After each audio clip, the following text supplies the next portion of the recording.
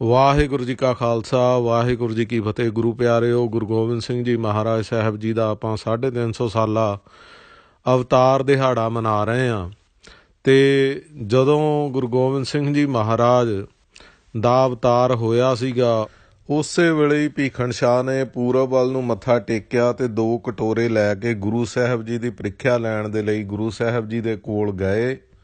ਪ੍ਰੀਖਿਆ ਲੈਣ ਦੇ ਲਈ ਕਿ ਗੁਰੂ ਗੋਬਿੰਦ ਸਿੰਘ ਜੀ ਮਹਾਰਾਜ ਤੁਸੀਂ ਹਿੰਦੂਆਂ ਦੀ ਰੱਖਿਆ ਕਰੋਗੇ ਜਾਂ ਮੁਸਲਮਾਨਾਂ ਦੀ। ਅਤੇ ਗੁਰੂ ਸਾਹਿਬ ਜੀ ਨੇ ਦੋਹਾਂ ਕਟੋਰਿਆਂ 'ਤੇ ਹੱਥ ਰੱਖਿਆ ਕਿ ਸਾਡਾ ਕਿਸੇ ਨਾਲ ਕੋਈ ਵੈਰ ਨਹੀਂ, ਅਸੀਂ ਸਭ ਦੀ ਰੱਖਿਆ ਕਰਾਂਗੇ।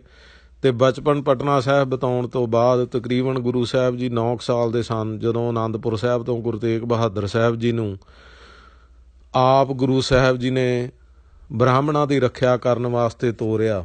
ਸੋ ਕਹਿਣ ਤੋਂ ਭਾਵ ਗੁਰੂ ਗੋਬਿੰਦ ਸਿੰਘ ਜੀ ਮਹਾਰਾਜ ਬਚਪਨ ਤੋਂ ਹੀ ਬਹੁਤ ਸਿਆਣੇ ਸਨ ਅਤੇ 9 ਸਾਲ ਦੀ ਉਮਰ ਦੇ ਵਿੱਚ ਉਹਨਾਂ ਨੂੰ ਗੁਰਤਾ ਗੱਦੀ ਦੀ ਪ੍ਰਾਪਤੀ ਹੋਈ। ਅਤੇ ਗੁਰੂ ਤੇਗ ਬਹਾਦਰ ਸਾਹਿਬ ਜੀ ਦੀ ਸ਼ਹੀਦੀ ਤੋਂ ਬਾਅਦ ਤਕਰੀਬਨ 10 ਸਾਲ ਗੁਰੂ ਸਾਹਿਬ ਜੀ ਨੇ ਕਈ ਭਾਸ਼ਾਵਾਂ ਸਿੱਖੀਆਂ, ਹਰ ਤਰ੍ਹਾਂ ਦੀ ਸ਼ਸਤਰ ਵਿੱਦਿਆ ਹਾਸਲ ਕੀਤੀ ਅਤੇ ਫੌਜ ਤਿਆਰ ਕੀਤੀ। ਅਤੇ ਫੌਜ ਤਿਆਰ ਕਰਕੇ ਤਕਰੀਬਨ 19 ਕੁ ਸਾਲ ਦੀ ਉਮਰ ਦੇ ਵਿੱਚ ਗੁਰੂ ਸਾਹਿਬ ਜੀ ਨੇ ਪਾਉਂਟਾ ਸਾਹਿਬ ਵੱਲ ਨੂੰ ਚਾਲੇ ਪਾਏ ਅਤੇ ਤਕਰੀਬਨ 20 ਸਾਲ ਦੀ ਉਮਰ ਦੇ ਵਿੱਚ ਗੁਰੂ ਸਾਹਿਬ ਜੀ ਨੇ ਭੰਗਾਣੀ ਦਾ ਯੁੱਧ ਲੜਿਆ। ਇਸ ਜੰਗ ਦੇ ਵਿੱਚ ਜਦੋਂ ਹਰੀ ਚੰਦ ਰਾਜੇ ਦਾ ਤੀਰ ਗੁਰੂ ਗੋਬਿੰਦ ਸਿੰਘ ਜੀ ਦੀ ਪੇਟੀ ਦੇ ਵਿੱਚ ਆ ਕੇ ਵੱਜਾ, ਪੇਟੀ ਚਮੜੇ ਦੀ ਸੀ, ਸੋ ਫਿਰ ਵੀ ਪੇਟੀ ਨੂੰ ਕੱਟ ਕੇ ਥੋੜ੍ਹਾ ਜਿਹਾ ਗੁਰੂ ਗੋਬਿੰਦ ਸਿੰਘ ਜੀ ਦੇ ਪੇਟ ਨੂੰ ਜਦੋਂ ਚੁਭਿਆ ਅਤੇ ਗੁਰੂ ਗੋਬਿੰਦ ਸਿੰਘ ਜੀ ਮਹਾਰਾਜ ਨੇ ਬਚਨ ਉੱਥੇ ਉਚਾਰੇ, ਜਬੈ ਬਾਣ ਲਾਗਿਓ ਤਬੈ ਰੋਸ ਜਾਗਿਓ। ਅਤੇ ਫਿਰ ਉਹ ਹਰੀ ਚੰਦ ਰਾਜੇ ਨੂੰ ਮਾਰ ਕੇ ਗੁਰੂ ਸਾਹਿਬ ਜੀ ਨੇ ਇਹ ਸ਼ਬਦ ਉਚਾਰੇ, ਭਈ ਜੀਤ ਮੇਰੀ ਕਿਰਪਾ ਕਾਲ ਕੇਰੀ। ਸੋ ਕਹਿਣ ਤੋਂ ਭਾਵ ਗੁਰੂ ਗੋਬਿੰਦ ਸਿੰਘ ਜੀ ਮਹਾਰਾਜ ਇਕੱਲੇ ਜੰਗ ਯੁੱਧ ਲੜਨ ਵਾਲੇ ਨਹੀਂ, ਬਾਕਮਾਲ ਕਵੀ ਵੀ ਸਨ। ਸੋ ਉਹਨਾਂ ਦੀ ਜਿਹੜੀ ਇਹ ਰਚਨਾ ਹੈ, ਸਾਰੇ ਜੰਗ ਦਾ ਪ੍ਰਸੰਗ ਗੁਰੂ ਗੋਬਿੰਦ ਸਿੰਘ ਜੀ ਮਹਾਰਾਜ ਨੇ ਬਚਿੱਤਰ ਨਾਟਕ ਦੇ ਵਿੱਚ ਆਪ ਲਿਖਿਆ। ਸੋ ਗੁਰੂ ਗੋਬਿੰਦ ਸਿੰਘ ਜੀ ਮਹਾਰਾਜ ਨੇ 52 ਕਵੀ ਰੱਖੇ ਸਨ। ਪਰ ਬਹੁਤੇ ਜਿਹੜੇ ਅੱਜ ਕੱਲ੍ਹ ਦੇ ਵਿਦਵਾਨ ਆ ਉਹ ਇਹ ਪ੍ਰਚਾਰ ਕਰਦੇ ਆ ਜੀ ਨਹੀਂ ਜੀ ਇਹ ਗੁਰੂ ਗੋਬਿੰਦ ਸਿੰਘ ਜੀ ਦੀ ਰਚਨਾ ਨਹੀਂ, ਕੋਈ ਵੀ ਰਚਨਾ ਨਹੀਂ ਗੁਰੂ ਗੋਬਿੰਦ ਸਿੰਘ ਜੀ ਦੀ। ਅਗਰ ਤੁਸੀਂ ਕਿਸੇ ਵੀ ਸਿਆਣੇ ਬੰਦੇ ਨਾਲ ਗੱਲ ਕਰੋ ਕਿ ਗੁਰੂ ਗੋਬਿੰਦ ਸਿੰਘ ਜੀ ਨੇ 52 ਕਵੀ ਰੱਖੇ ਸੀਗੇ, ਅਤੇ ਉਹ ਇਹ ਗੱਲ ਕਦੀ ਵੀ ਨਹੀਂ ਮੰਨੇਗਾ ਕਿ ਜਿਸ ਰਾਜੇ ਨੇ 52 ਕਵੀ ਰੱਖੇ ਸੀਗੇ ਉਸ ਦੀ ਕੋਈ ਵੀ ਰਚਨਾ ਨਾ ਹੋਵੇ। ਅਤੇ ਕੁਝ ਸਮਾਂ ਪਾਉਂਟਾ ਸਾਹਿਬ ਰਹਿਣ ਤੋਂ ਬਾਅਦ ਫਿਰ ਗੁਰੂ ਗੋਬਿੰਦ ਸਿੰਘ ਜੀ ਮਹਾਰਾਜ ਅਨੰਦਪੁਰ ਸਾਹਿਬ ਆ ਗਏ ਸਨ। ਸੋ ਉਦੋਂ ਤੋਂ ਲੈ ਕੇ ਤਕਰੀਬਨ 1699 ਤੱਕ ਜਦੋਂ ਮਹਾਰਾਜ ਸਾਹਿਬ ਜੀ ਨੇ ਅੰਮ੍ਰਿਤ ਛਕਾਇਆ, ਸਵਾਲ ਇਹ ਉੱਠਦਾ ਹੈ ਕਿ ਗੁਰੂ ਗੋਬਿੰਦ ਸਿੰਘ ਜੀ ਮਹਾਰਾਜ ਨੇ ਫਿਰ ਤਕਰੀਬਨ 10 ਸਾਲ ਕੀ ਕੀਤਾ। ਸੋ ਅਗਰ ਅਸੀਂ ਅਨੰਦਪੁਰ ਸਾਹਿਬ ਦੇ ਆਸ-ਪਾਸ ਜੋ ਗੁਰਦੁਆਰੇ ਹਨ ਉਹਨਾਂ ਦੀ ਯਾਤਰਾ ਕਰਾਂਗੇ ਅਤੇ ਸਾਨੂੰ ਪਤਾ ਲੱਗੇਗਾ ਉੱਥੇ ਸਤਲੁਜ ਦਰਿਆ ਦੇ ਕੰਢੇ 'ਤੇ ਗੁਰਦੁਆਰਾ ਭਪੌਰ ਸਾਹਿਬ ਵੀ ਹੈ, ਜਿੱਥੇ ਰਾਜਾ ਰਤਨ ਰਾਜ ਦੀ ਬੇਨਤੀ ਨੂੰ ਮੰਨ ਕੇ ਗੁਰੂ ਗੋਬਿੰਦ ਸਿੰਘ ਜੀ ਕੁਝ ਮਹੀਨੇ ਰਹੇ ਅਤੇ ਚੌਪਈ ਸਾਹਿਬ ਵੀ ਇਸੇ ਜਗ੍ਹਾ ਦੇ ਉੱਤੇ ਉਚਾਰਨ ਕੀਤੀ।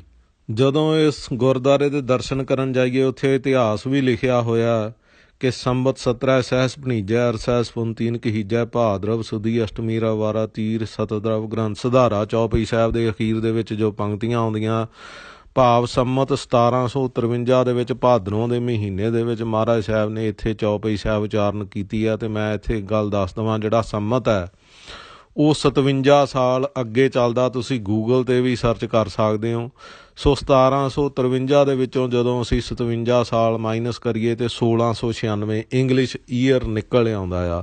ਸੋ ਇੰਗਲਿਸ਼ ਈਅਰ ਅਗਰ ਅਸੀਂ ਵੇਖਣਾ ਹੋਵੇ ਤਾਂ 1696 ਦੇ ਵਿੱਚ ਗੁਰੂ ਗੋਬਿੰਦ ਸਿੰਘ ਜੀ ਮਹਾਰਾਜ ਨੇ ਇਸ ਅਸਥਾਨ ਦੇ ਉੱਤੇ ਚੌਪਈ ਸਾਹਿਬ ਉਚਾਰੀ। ਅਤੇ ਅਨੰਦਪੁਰ ਸਾਹਿਬ ਦੇ ਇਲਾਕੇ ਦੇ ਵਿੱਚ ਹੀ ਰਹਿੰਦਿਆਂ ਹੋਇਆਂ ਗੁਰੂ ਗੋਬਿੰਦ ਸਿੰਘ ਜੀ ਮਹਾਰਾਜ ਨੇ ਜਾਪ ਸਾਹਿਬ ਸ਼੍ਰੀ ਅਕਾਲ ਉਸਤਤ, ਜਿਸ ਦੇ ਵਿੱਚੋਂ ਸਵਈਏ ਹਨ ਜੋ ਕਿ ਅੰਮ੍ਰਿਤ ਦੀ ਬਾਣੀ ਵਾਸਤੇ ਵਰਤੇ ਗਏ, ਇਹ ਸਾਰੀਆਂ ਰਚਨਾਵਾਂ ਗੁਰੂ ਗੋਬਿੰਦ ਸਿੰਘ ਜੀ ਮਹਾਰਾਜ ਨੇ ਅਨੰਦਪੁਰ ਸਾਹਿਬ ਰਹਿੰਦਿਆਂ ਹੋਇਆਂ ਉਚਾਰੀਆਂ। ਅਤੇ ਫਿਰ ਗੁਰੂ ਸਾਹਿਬ ਜੀ ਨੇ ਭਰੇ ਦੀਵਾਨ ਦੇ ਵਿੱਚ ਇੱਕ ਸਿਰ ਦੀ ਮੰਗ ਕਰਦਿਆਂ ਹੋਇਆਂ ਵਾਰੀ-ਵਾਰੀ 5 ਸਿਰ ਲੈ ਕੇ ਅਤੇ ਖਾਲਸੇ ਨੂੰ ਅੰਮ੍ਰਿਤ ਛਕਾਇਆ, ਖਾਲਸਾ ਪੰਥ ਸਾਜਿਆ। ਉਸ ਤੋਂ ਕੁਝ ਸਾਲ ਬਾਅਦ ਜਦੋਂ ਅਨੰਦਪੁਰ ਸਾਹਿਬ ਨੂੰ ਘੇਰਾ ਪਿਆ ਅਤੇ ਗੁਰੂ ਮਹਾਰਾਜ ਸਾਹਿਬ ਜੀ ਨੇ ਅਨੰਦਪੁਰ ਸਾਹਿਬ ਛੱਡਿਆ, ਸਰਸਾ ਨਦੀ ਜਦੋਂ ਪਾਰ ਕੀਤੀ, ਜੇ ਇਤਿਹਾਸ ਪੜ੍ਹੀਏ ਤਾਂ ਪਤਾ ਲੱਗਦਾ ਕਿ ਜੋ ਗੁਰੂ ਗੋਬਿੰਦ ਸਿੰਘ ਜੀ ਮਹਾਰਾਜ ਨੇ ਅਨੰਦਪੁਰ ਸਾਹਿਬ ਰਹਿ ਕਰਕੇ ਰਚਨਾਵਾਂ ਰਚੀਆਂ ਸਨ, ਤਕਰੀਬਨ 9 ਮਣ ਗ੍ਰੰਥਾਂ ਦਾ ਭਾਰ ਸੀਗਾ, ਜੋ ਕਿ ਬਹੁਤਾ ਇਸੇ ਸਰਸਾ ਨਦੀ ਦੀ ਭੇਟ ਚੜ੍ਹ ਗਿਆ। ਅਤੇ ਗੁਰੂ ਸਾਹਿਬ ਜੀ ਦੇ ਪਰਿਵਾਰ ਦਾ ਵਿਛੋੜਾ ਵੀ ਇਸੇ ਨਦੀ ਦੇ ਵਿੱਚ ਪਿਆ। ਗੁਰੂ ਗੋਬਿੰਦ ਸਿੰਘ ਜੀ ਦੀਆਂ ਜੋ ਰਚਨਾਵਾਂ ਹਨ ਸ਼੍ਰੀ ਦਸਮ ਗ੍ਰੰਥ ਦੇ ਵਿੱਚ ਸੁਸ਼ੋਭਿਤ ਹਨ, ਅਤੇ ਉਸ ਦਾ ਸਭ ਤੋਂ ਵੱਡਾ ਜਿਹੜਾ ਸਬੂਤ ਸਾਡੇ ਕੋਲ ਅੱਜ ਵੀ ਮੌਜੂਦ ਹੈ ਉਹ ਇਹ ਆਪ ਜੀ ਦਰਸ਼ਨ ਕਰ ਰਹੇ ਹੋ ਬਾਬਾ ਦੀਪ ਸਿੰਘ ਜੀ ਦੀ ਹੱਥ ਲਿਖਤ ਪੋਥੀ। ਇਹ ਪੋਥੀ ਅੱਜ ਵੀ ਸਾਡੇ ਕੋਲ ਤਖਤ ਸ਼੍ਰੀ ਦਮਦਮਾ ਸਾਹਿਬ ਦੇ ਉੱਤੇ ਸੁਸ਼ੋਭਿਤ ਹੈ, ਬੜੀ ਸਾਂਭ ਸੰਭਾਲ ਦੇ ਨਾਲ ਰੱਖੀ ਹੋਈ ਹੈ। ਇਹ ਆਪ ਜੀ ਆਰੰਭ ਤੋਂ ਜਾਪ ਸਾਹਿਬ ਦੇ ਦਰਸ਼ਨ ਕਰ ਰਹੇ ਹੋ। ਸਭ ਤੋਂ ਪਹਿਲੀ ਬਾਣੀ ਦਸਮ ਦੀ ਹੈ ਜੋ ਜਾਪ ਸਾਹਿਬ ਹੈ। ਉਸ ਤੋਂ ਅੱਗੇ ਇਹ ਆਪ ਜੀ ਸ਼੍ਰੀ ਅਕਾਲ ਉਸਤਤ ਦੇ ਦਰਸ਼ਨ ਕਰ ਰਹੇ ਹੋ, ਅਤੇ ਸਵਈਏ ਜੋ ਹਨ ਜੋ ਅੰਮ੍ਰਿਤ ਸੰਚਾਰ ਵੇਲੇ ਪੜ੍ਹੇ ਜਾਂਦੇ ਹਨ ਉਹ ਇਹ ਸ਼੍ਰੀ ਅਕਾਲ ਉਸਤਤ ਦੇ ਵਿੱਚੋਂ ਹਨ। ਇਸ ਤੋਂ ਅੱਗੇ ਆਪ ਜੀ ਬਚਿੱਤਰ ਨਾਟਕ ਦੇ ਦਰਸ਼ਨ ਕਰ ਰਹੇ ਹੋ, ਜਿਹਦੇ ਵਿੱਚ ਮਹਾਰਾਜ ਸਾਹਿਬ ਨੇ ਸਾਰਾ ਭੰਗਾਣੀ ਦੇ ਯੁੱਧ ਦਾ ਪ੍ਰਸੰਗ ਵੀ ਲਿਖਿਆ, ਉਹ ਸ਼ਬਦ ਵੀ ਲਿਖਿਆ, ਜਬੈ ਬਾਣ ਲਾਗਿਓ ਤਬੈ ਰੋਸ ਜਾਗਿਓ। ਇਸ ਤੋਂ ਅੱਗੇ ਚੰਡੀ ਚਰਿੱਤਰ। ਚੰਡੀ ਚਰਿੱਤਰ ਤੋਂ ਬਾਅਦ ਆਉਂਦੀ ਹੈ ਚੰਡੀ ਦੀ ਵਾਰ, ਜੋ ਕਿ ਚੰਡੀ ਦੀ ਵਾਰ ਦੀ ਪਹਿਲੀ ਪੌੜੀ ਹੈ, ਉਹ ਹੈ ਸਾਡੀ ਅਰਦਾਸ। ਇਹ ਆਪ ਜੀ ਦਰਸ਼ਨ ਕਰ ਰਹੇ ਹੋ। ਇੱਥੇ ਆਪ ਜੀ ਦੇ ਨਾਲ ਮੈਂ ਇੱਕ ਵਿਚਾਰ ਸਾਂਝੀ ਕਰਨੀ ਚਾਹੁੰਦਾ। ਜਿਵੇਂ ਕਿ ਮਲੂਕੇ ਨੇ ਰਾਮਾਇਣ ਦਾ ਪਾਠ ਕਰਾਇਆ ਅਤੇ ਉੱਥੇ ਬਾਹਮਣਾਂ ਨੇ ਆਪਣੇ ਹਿੰਦੂ ਧਰਮ ਮੁਤਾਬਕ ਇਹ ਸਾਡੀ ਅਰਦਾਸ ਦੀ ਕਾਪੀ ਕਰਕੇ ਇੱਕ ਅਰਦਾਸ ਕੀਤੀ, ਜਿਸ ਦੇ ਵਿੱਚ ਜਿਵੇਂ ਉਹਨਾਂ ਨੇ ਕਿਹਾ ਸ਼੍ਰੀ ਗਣੇਸ਼ ਜੀ ਜੇ ਵੋ ਇੱਦਾਂ ਕਰਕੇ ਸਭ ਕੁਝ ਕਿਹਾ। ਸੋ ਅਖੌਤੀ ਪ੍ਰਚਾਰਕ ਜਿਹੜੇ ਕਈ ਵਾਰੀ ਇਹ ਗੱਲ ਕਰਦੇ ਆ ਜੀ ਇਹ ਗੁਰੂ ਦੀ ਰਚਨਾ ਨਹੀਂ ਹੈ, ਕਿਸੇ ਬਾਹਮਣਾਂ ਦੀ ਸ਼ਰਾਰਤ ਹੈ।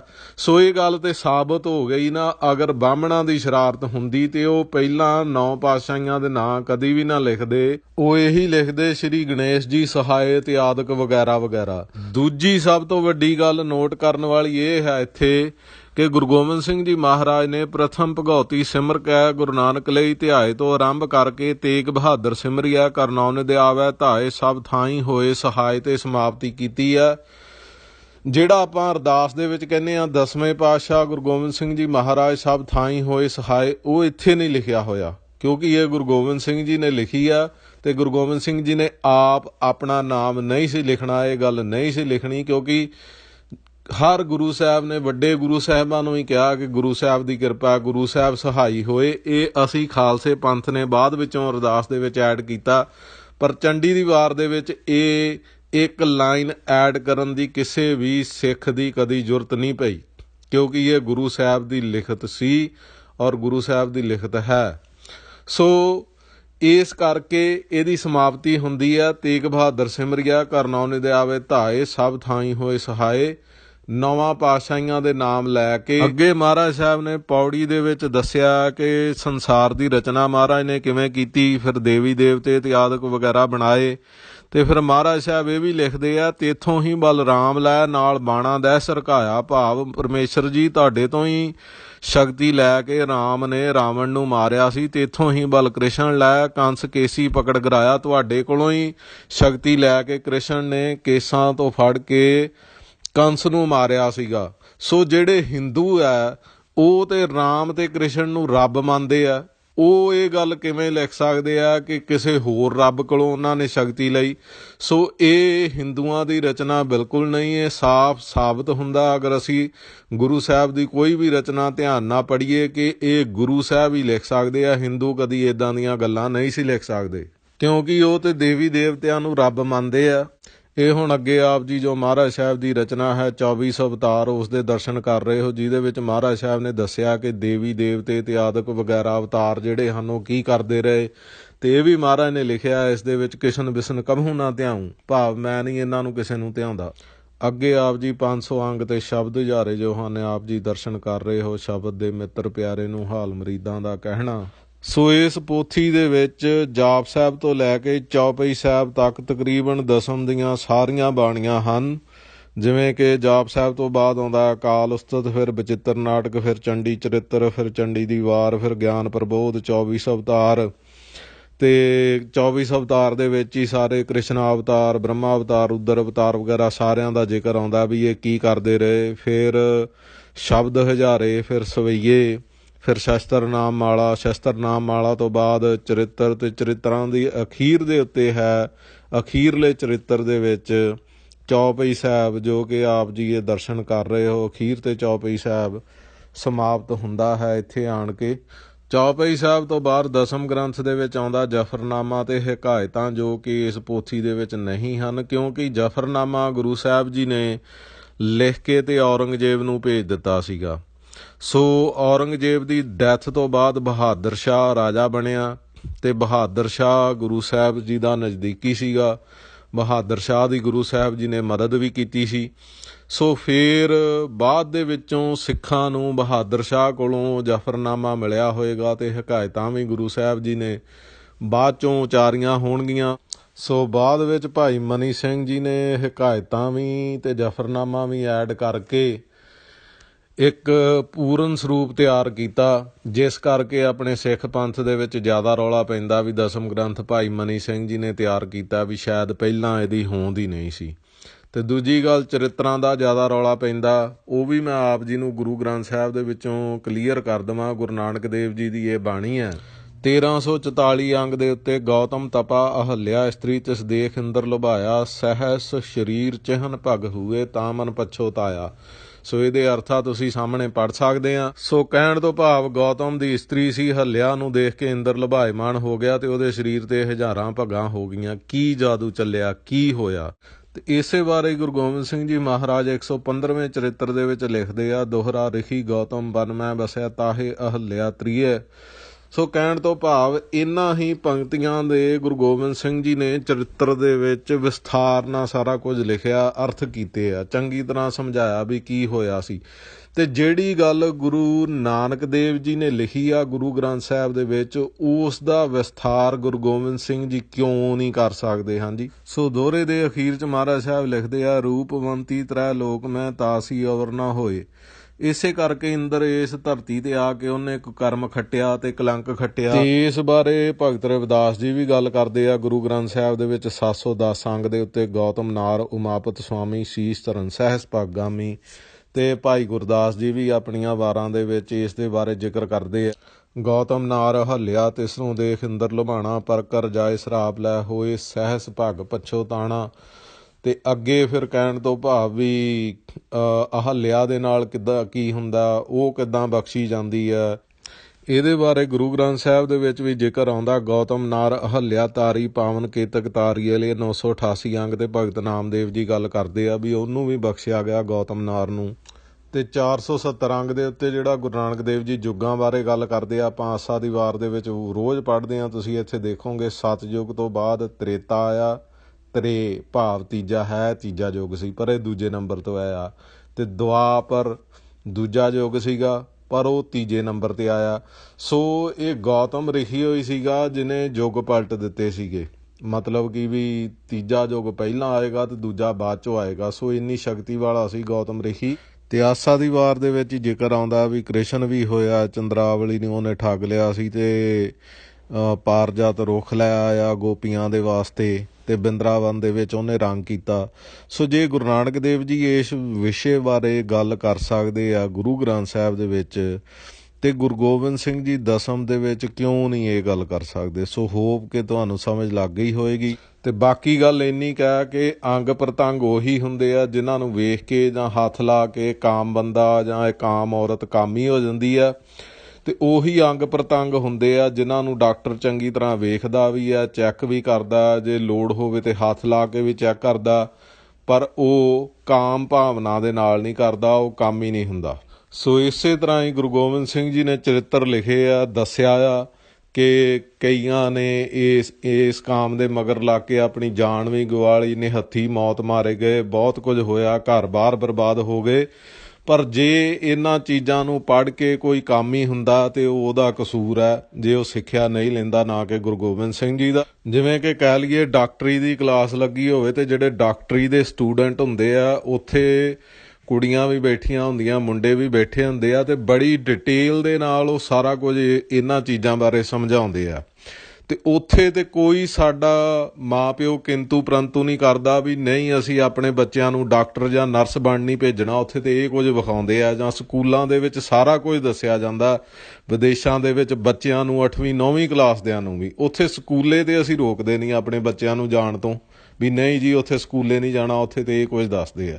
ਸੋ ਇਸ ਕਰਕੇ ਕੋਈ ਵੀ ਵਿਸ਼ਾ ਆ, ਜੇ ਰੱਬ ਨੇ ਕੋਈ ਚੀਜ਼ ਬਣਾਈ ਆ, ਅੰਗ ਪ੍ਰਤੰਗ ਰੱਬ ਨੇ ਬਣਾਏ ਆ, ਕਿਸੇ ਬੰਦੇ ਨੇ ਨਹੀਂ ਲਾਏ। ਸੋ ਜੇ ਰੱਬ ਨੇ ਬਣਾਏ ਆ ਤੇ ਉਹਦੇ ਬਾਰੇ ਗੱਲ ਵੀ ਹੋ ਸਕਦੀ ਆ। ਗੱਲ ਸਿਰਫ ਇੰਨੀ ਕੀ ਆ ਕਿ ਸਾਡੀ ਬਿਰਤੀ 'ਤੇ ਡਿਪੈਂਡ ਕਰਦਾ, ਸਾਡੀ ਬਿਰਤੀ ਅਸੀਂ ਕਿੱਦਾਂ ਸੋਚਦੇ ਹਾਂ ਉਸ ਵਿਸ਼ੇ ਬਾਰੇ। ਬਾਕੀ ਦਸਮ ਬਾਣੀ ਉਚਾਰਨ ਦੇ ਨਾਲ ਨਾਲ ਗੁਰੂ ਗੋਬਿੰਦ ਸਿੰਘ ਜੀ ਨੇ ਆਪਣੇ ਨਾਲ ਦੇ ਸਿੰਘਾਂ ਨੂੰ ਅਰਥ ਵੀ ਪੜ੍ਹਾਏ ਸਨ, ਅਰਥ ਵੀ ਸੁਣਾਏ ਸਨ ਦਸਮ ਬਾਣੀ ਦੇ। ਤੇ ਉਹ ਕਿੱਥੇ ਅਤੇ ਕਦੋਂ ਸੁਣਾਏ, ਆਓ ਸੰਤ ਜਰਨੈਲ ਸਿੰਘ ਜੀ ਦੀ ਰਚਨਾ ਪਾਸੋਂ ਸਰਵਣ ਕਰੀਏ। ਖਾਲਸਾ ਵਾਹਿਗੁਰੂ ਜੀ ਕੀ ਫਤਿਹ। ਸਾਹਿਬ ਸ੍ਰੀ ਗੁਰੂ ਗੋਬਿੰਦ ਸਿੰਘ ਸਾਹਿਬ ਸੱਚੇ ਪਾਤਸ਼ਾਹ ਪੁੱਤਰਾਂ ਦੇ ਦਾਨੀ ਸ੍ਰੀ ਅਨੰਦਪੁਰ ਸਾਹਿਬ ਵਿਖੇ ਸਥਿਤ ਹਨ ਸੰਗਤਾਂ ਨੂੰ ਸ਼ਾਸਤਰ ਵਿਦਿਆ ਦੁਆਰਾ ਤੇ ਬ੍ਰਹਮ ਵਿਦਿਆ ਦੁਆਰਾ ਨਿਹਾਲ ਕਰ ਰਹੇ ਹਨ। ਸਤਿਗੁਰੂ ਜੀ ਦੇ ਚਰਨਾਂ ਵਿੱਚ ਕਾਂਸੀ ਰਾਮ ਨਾਮੇ ਕਾਂਸੀ ਦੇ ਵਿੱਚੋਂ ਇੱਕ ਪੰਡਤ ਆਇਆ ਹੈ। ਉਸਨੇ ਆ ਕੇ ਹਜ਼ੂਰ ਦੇ ਪਾਸ ਬੇਨਤੀ ਕੀਤੀ, ਸੱਚੇ ਪਾਤਸ਼ਾਹ ਜੀ ਆਪ ਜੀ ਨੇ ਪਹਿਲੇ ਸਰੂਪ ਤੋਂ ਲੈ ਕੇ 9ਵੇਂ ਸਰੂਪ ਤੱਕ ਸ਼ਾਂਤਮਈ ਢੰਗ ਦੇ ਨਾਲ ਬਖਸ਼ਿਸ਼ ਕੀਤੀ ਹੈ ਤੇ ਗੁਰਬਾਣੀ ਦੁਆਰਾ ਵੀ ਆਪ ਜੀ ਨੇ ਸ਼ਾਂਤ ਰਸ ਨੂੰ ਹੀ ਬਹੁਤਾ ਜ਼ਿਆਦਾ ਕਥਨ ਕੀਤਾ ਹੈ।